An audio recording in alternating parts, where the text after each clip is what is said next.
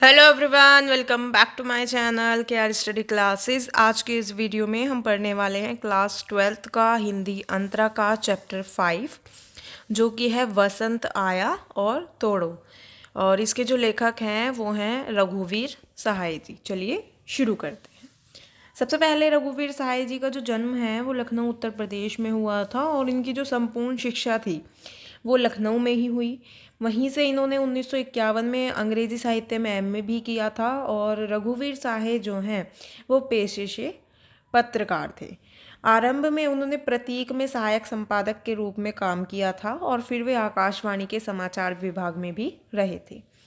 कुछ समय तक वे वहाँ पर हैदराबाद से प्रकाशित होने वाली जो पत्रिका थी कल्पना, उसके संपादन से भी जुड़े रहे और कई वर्षों तक उन्होंने दिनमान का संपादन भी किया।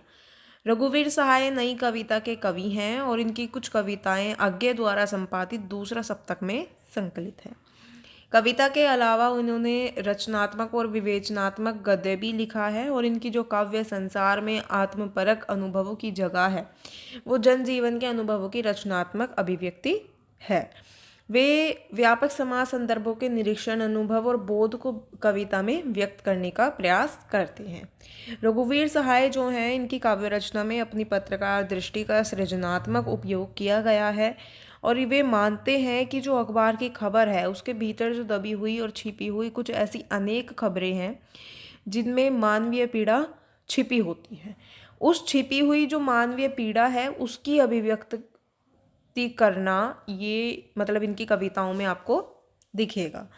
इस काव्य दृष्टि के अनुरूप ही उन्होंने अपनी नई काव्य भाषा का विकास किया है और वे अनावश्यक शब्दों के प्रयोग से प्रयासपूर्वक बचते हैं। भयाक्रांत अनुभव की आवेगरहित अभिव्यक्ति उनकी कविताओं की प्रमुख विशेषता है। रघुवीर सहाय ने मुक्त छंद के साथ साथ छंद में भी काव्य रचना की है और जीवन अनुभवों की अभिव्यक्ति के लिए वे कविता की संरचना में कथा या वृत्तांत का उपयोग करते हैं। इनकी प्रमुख काव्य कृतियाँ हैं जैसे कि सीढ़ियों पर धूप में, आत्महत्या के विरुद्ध, हंसो हंसो जल्दी हंसो और लोग भूल गए हैं। ठीक है, लोग भूल गए हैं। 6 खंडों में रघुवीर सहाय रचनावली प्रकाशित हुई है और जिसमें उनमें लगभग सभी रचनाएं संग्रहित हैं। लोग भूल गए हैं काव्य संग्रह पर इन्हें साहित्य अकादमी पुरस्कार भी मिला था। यहाँ पर जो हमें चैप्टर दिया गया है वो है वसंत आया। ठीक है, वसंत आया चैप्टर दिया गया है। ये वसंत आया एक कविता है जिसमें बताया गया है कि आज मनुष्य का जो प्रकृति है उससे रिश्ता टूट गया है। वसंत ऋतु जो है उसका आना अनुभव करने के बजाय कैलेंडर से जाना जाता है। ठीक है, यानी कि पहले जब वसंत आता था तो उसके आने से ही मौसम से, वातावरण से हमें पता चल जाता था, लेकिन अब लोग कैलेंडर में देखकर बताते हैं कि हाँ भाई वसंत आ गया है। और कुछ जो उसकी कमियां वसंत की या कुछ खूबियां जो हैं वो उन्होंने बताई हैं यहाँ पर। ठीक है, इस कविता में जो भाषा में जीवन की विडंबना है वो छुपी हुई है। प्रकृति से किस प्रकार मनुष्य दूर होते जा रहे हैं वो इस कविता में इन्होंने बताने का प्रयास किया है। दूसरी जो कविता है हमें यहाँ पर तोड़ो, ये एक कविता है, उद्बोधन परक कविता है और इसमें कवि जो हैं वो सृजन हेतु भूमि को तैयार करने के लिए चट्टानें, ऊसर और बंजर को तोड़ने का आह्वान करता है। पड़ती को खेत में बदलना सृजन की आरंभिक परंतु अत्यंत महत्वपूर्ण प्रक्रिया है और यहाँ पर जो कवि है वो विध्वंस के लिए नहीं उकसाता वरन सृजन के लिए प्रेरित करता है। यहाँ पर ये जो बंजर प्रकृति है बंजर प्रकृति में है तो मानव भी मन में भी है। मन के भीतर की जो उब सृजन है उसमें बाधक है। कवि सृजन का आकांक्षी इसलिए है क्यों उसको भी दूर करने की बात करता है और इसलिए कवि जो है वो मन के बारे में प्रश्न उठाकर आगे बढ़ता है और इससे कविता का जो अर्थ है वो विस्तार होता है। यहाँ पर जैसे बताया कि जो एक व्यक्ति है, ठीक है, वो सृजन हेतु भूमि को तैयार कर रहा है। सृजन यानी कि मन में आने वाले जो उसके विचार हैं सिर्फ उसके मन में आया, इसीलिए वो उस भूमि को, उन चट्टानों को और उसको बंजर को तोड़कर उसे जो है भूमि को तैयार कर रहा है, क्योंकि उनके मन में आया है। सृजन मतलब जो मन में आने वाले विचार होते हैं, ठीक है, वो अजीबोगरीब विचार भी हो सकते हैं और अच्छे बुरे भी, कैसे किसी भी प्रकार के विचार हो सकते हैं। अब हम आते हैं चैप्टर पर, वसंत आया। यहाँ पर हमें कुछ पंक्तियाँ दी गई हैं। जैसे बहन दा कहती है, ऐसे किसी बंगले के किसी तरु अशोक पर कोई चिड़िया कूकी। चलती सड़क के किनारे लाल बजरी पर चुरमुराए पांव तले ऊंचे तरूवर से गिरे बड़े बड़े पियराए पत्ते। कोई 6 बजे सुबह जैसे गर्म पानी से नहाई हो, खिली हुई हवा आई, फिरकी सी आई, चली गई। ऐसे फुटपाथ पर चलते चलते चलते। इन पंक्तियों में जो कवि हैं वो कहते हैं कि वसंत आने के बारे में पहले उसकी जो आदरणीय बहन है वो बताया करती थी, ठीक है। अब वह सुबह फुटपाथ पर चला जा रहा था, उसे रास्ते में किसी बंगले के जो अशोक पेड़ होता है, अशोक का पेड़ होता है, ठीक है, उस पर उसे चिड़िया के कुहकुहाने की आवाज़ सुनाई देती है और वो एक व्यस्त सड़क के किनारे पर चल रहा था। उन किनारों पर जो लाल बजरी है जो बिछी हुई थी, उसके पैरों के नीचे पत्ते चरमराने की आवाज़ आ रही थी। सूख कर जब पत्ते गिर जाते हैं तो वो आवाज़ आती है ना उनमें से। वे पत्ते जो हैं पीले और बड़े बड़े थे तथा किसी ऊंचे वृक्ष से गिरे हुए थे। सुबह के 6 बजे का समय था। वह समय ऐसा लग रहा था मानो सुबह गर्म पानी से नहाकर आई हो, अर्थात हवा जो थी वो हल्की हल्की गर्म चल रही थी। उसी समय जो हवा है वो फिरकी की तरह घूमती हुई सी आती है और चली जाती है। उसी से उसे पता चलता है कि जो वसंत है वो आ गया है, या अर्थात कवि को वसंत के आगमन का ज्ञान वातावरण में होने वाली जो विभिन्न परिवर्तन है उनसे पता चलता है। नेक्स्ट पर आते हैं। कल मैंने जाना कि वसंत आया और यह कैलेंडर से मालूम था। अमुक दिन अमुक बाद मदन महीने की होवेगी पंचमी, दफ्तर में छूटी थी यह था प्रमाण।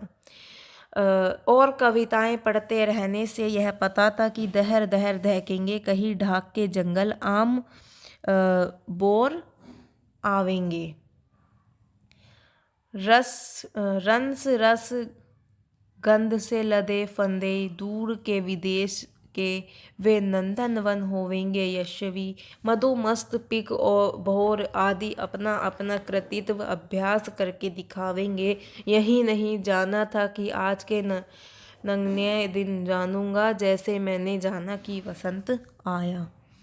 इन पंक्तियों में जो कवि हैं वो कहते हैं कि उसे कल ही पता चला कि जो वसंत ऋतु है वो आ गई है। कवि कहते हैं कि उन्होंने कैलेंडर में देखा और अमुक दिन अमुक वार वो वसंत महीने की वसंत पंचमी होगी, कि इस दिन और इस इस डे को, ठीक है, इस वार को वसंत महीने की पंचमी होगी।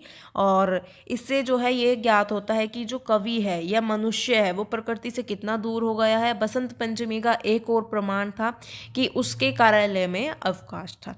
कवि कविता पढ़ने में रुचि रखता है और उन कविताओं से उसे यह पता था कि ढाक के जंगल कहीं ना कहीं धधक धधक दहकेंगे और कहीं आम की बोर मंजरियाँ आएंगी।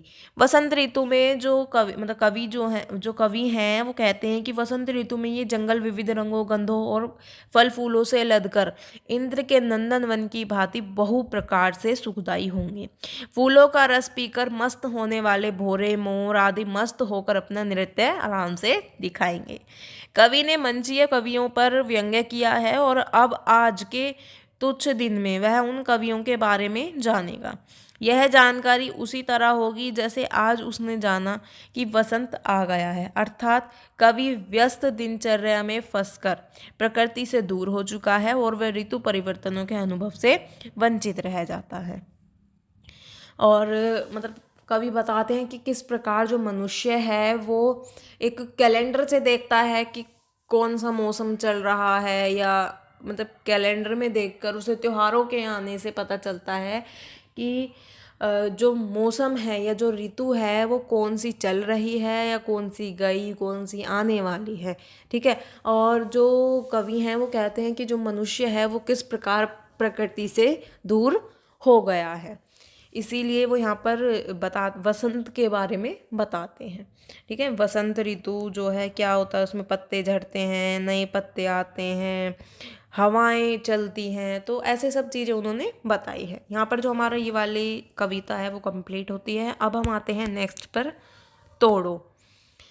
यहाँ पर हमें कुछ पंक्तियाँ दी गई हैं। तोड़ो तोड़ो तोड़ो ये पत्थर ये चट्टाने, ये झूठे बंधन टूटे, तो धरती को हम जाने, सुनते हैं मिट्टी में रस है जिससे उगती ऊब है, अपने मन के मैदानों पर व्यापी कैसी ऊब है।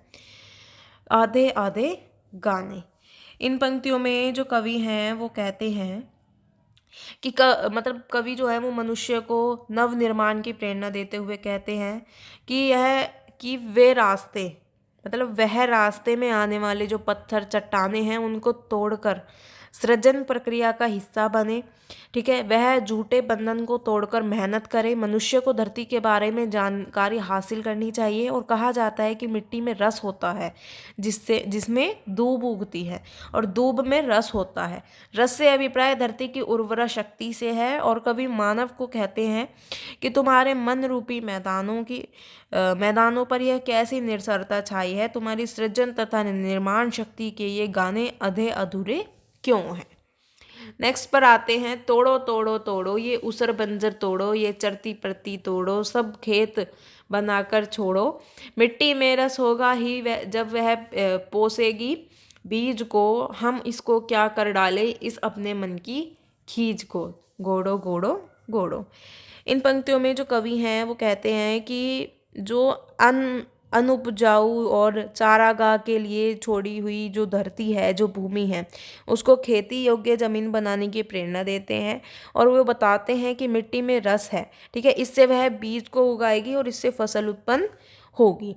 कवि मानव की उदासीनता के बारे में कहते हैं कि धरती में रस है, यह वह सृजन करती है जो मनुष्य को अपने मन की खींच को दूर करने वाली जो मेहनत है, ठीक है, उस मतलब कि मनुष्य को अपने मन की खींच को दूर करके मेहनत करनी चाहिए। और भाव यह है कि कुछ नव निर्माण करने के लिए सभी बंधन और बाधाओं पर विजय पाना होगा।